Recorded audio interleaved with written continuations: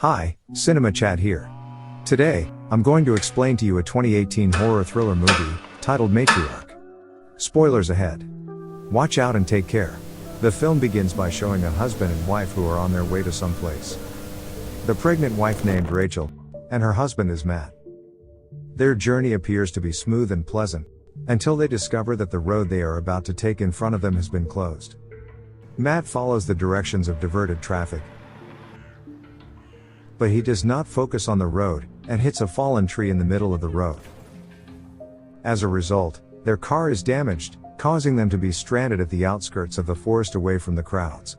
When Matt tries to contact the tow truck, his cell phone receives absolutely no signal. No.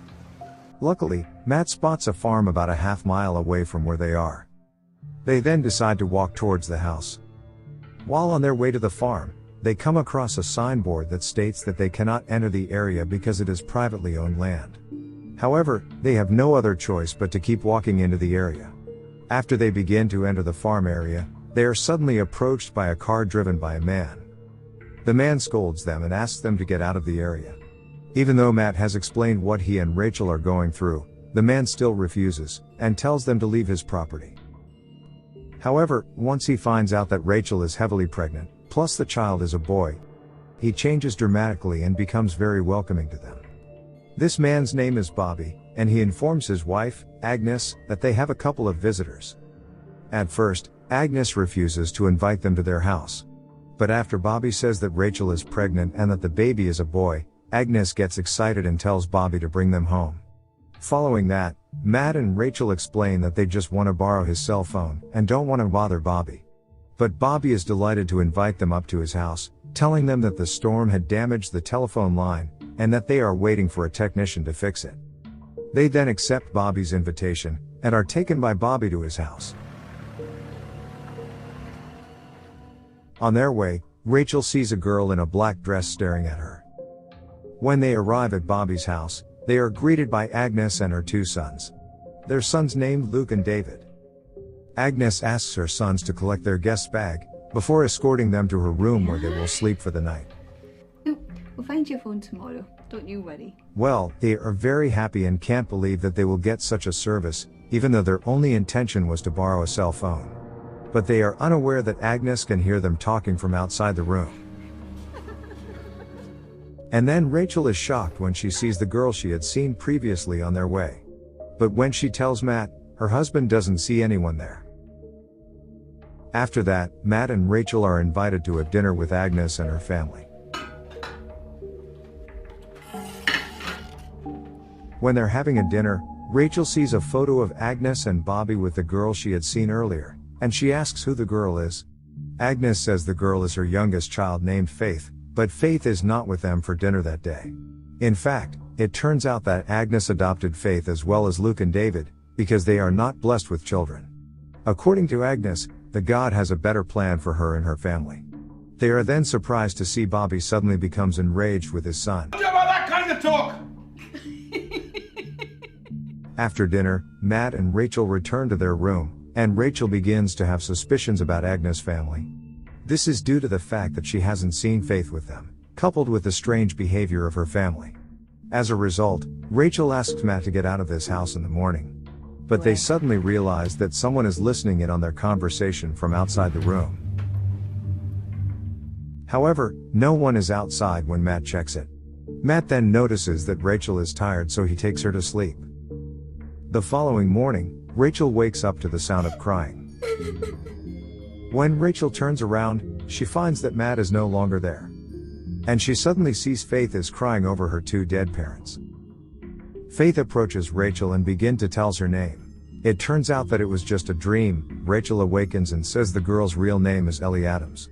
Rachel explains to Matt that Faith is Ellie Adams, whose Ellie's entire family has gone missing and has been on the news for months. She suspects Agnes' family has something to do with this, and they are responsible for the deaths of Ellie's parents. Therefore, she doesn't want to linger any longer, and asks Matt to get out of there right now. After that, they slowly walk down the stairs, but unfortunately, the house door is locked. Matt then takes the key in the key box, but it accidentally falls to the ground. And after that, Bobby appears from behind. Matt says that he and Rachel will continue their journey on foot.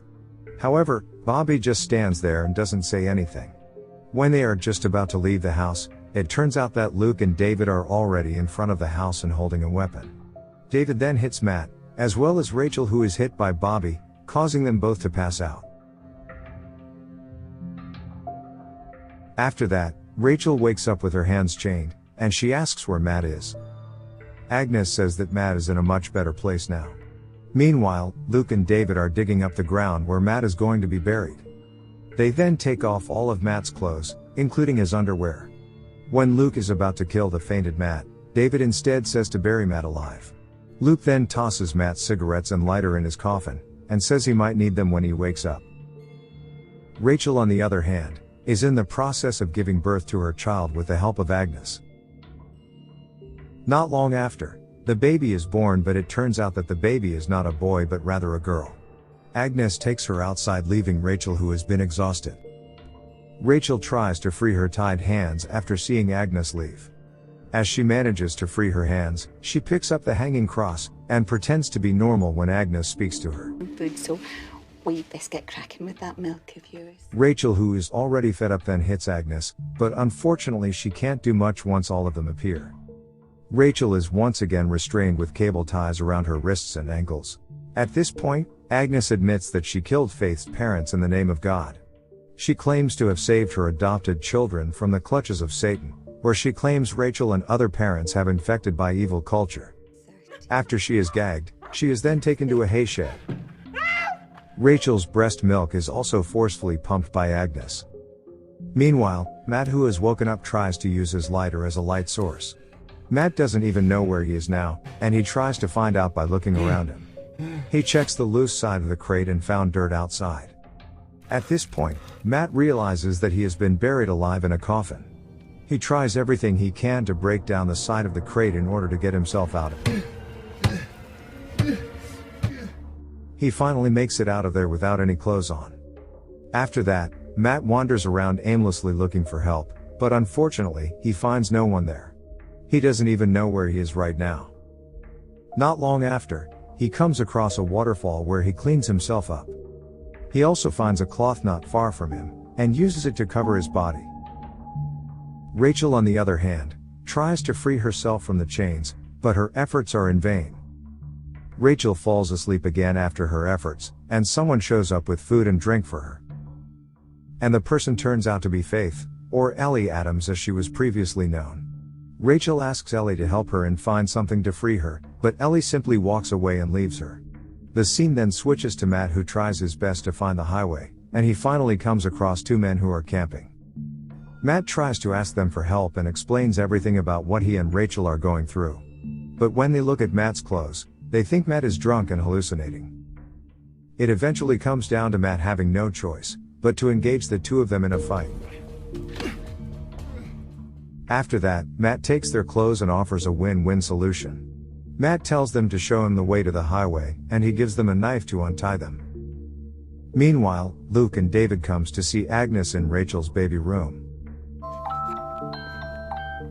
They know that Agnes is actually hoping for a boy, and offer her a solution in which Luke and David will have sex with Rachel.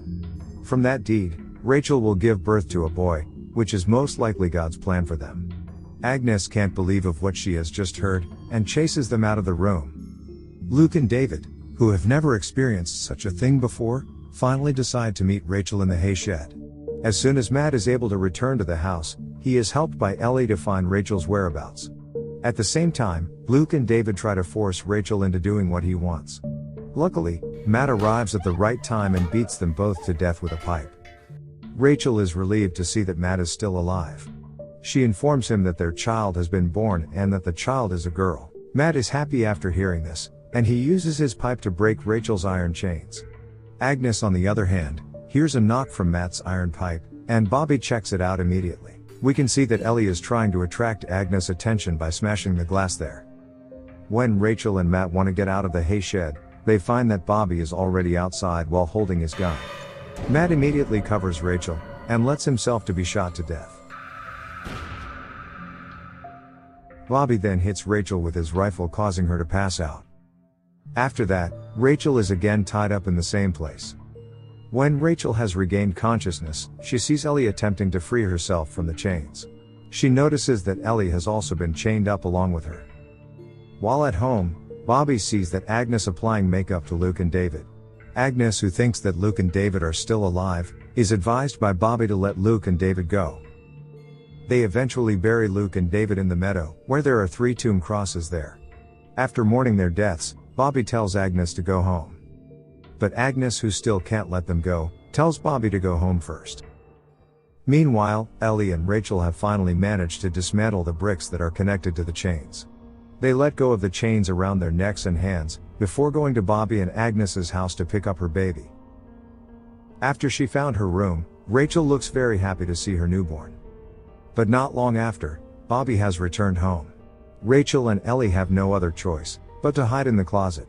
After Bobby checks the baby's condition, he goes out of the room and brings the breast pump with him. But when he arrives at the hay shed, he finds out that Rachel is no longer there. So he immediately grabs his gun and returns to the house. However, this time Rachel doesn't want to hide anymore. She asks to let herself give breast milk directly to the baby without pumping. Therefore, Bobby agreed to her request, but it turns out that Rachel is only holding a cloth. She quickly stabs Bobby with a knife to death. After that, Rachel rushes to get Bobby's cell phone and calls the police. Unfortunately, Agnes arrives home at the same time, and she is suspicious when she notices that the key to the hay shed is still in the lock. She then takes the gun and waits for Rachel outside. Not long after, she leaves with the tractor to go somewhere. Rachel and Ellie then slowly comes out of the house with Bobby's gun. They rushes to the car, but they are unable to find the car keys. It turns out that Agnes is monitoring them from afar. Agnes finally walks over to Rachel, forcing Rachel to get off the car with her gun, leaving Ellie with her child for a while. At this point, Rachel and Agnes will engage in a firefight between themselves, but the majority of their shots missing.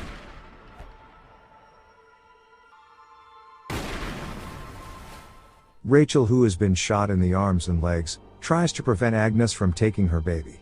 In the end, Rachel manages to defeat Agnes by repeatedly hitting her head on the ground.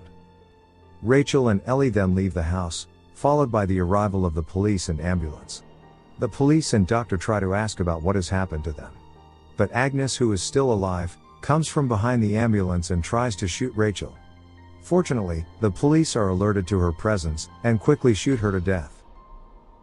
The police officer inquires about Ellie Adams, who was previously reported by Rachel. And this is the moment where Ellie has just disappeared from there. Before the film ends, Rachel eventually realizes that the girl she had seen in that house earlier was not the real Ellie Adam. It turns out that her efforts to escape from the house were only accompanied by the shadow of the dead Ellie. Furthermore, one of the 3 tomb crosses in the previous scene is turned out for Ellie Adams, who goes by the name of Faith Fairbairn. After that, Rachel and her baby are taken by ambulance to a nearby hospital. And with that, the film ends. Thanks for watching. I'll see you next time. Cinema Chat out.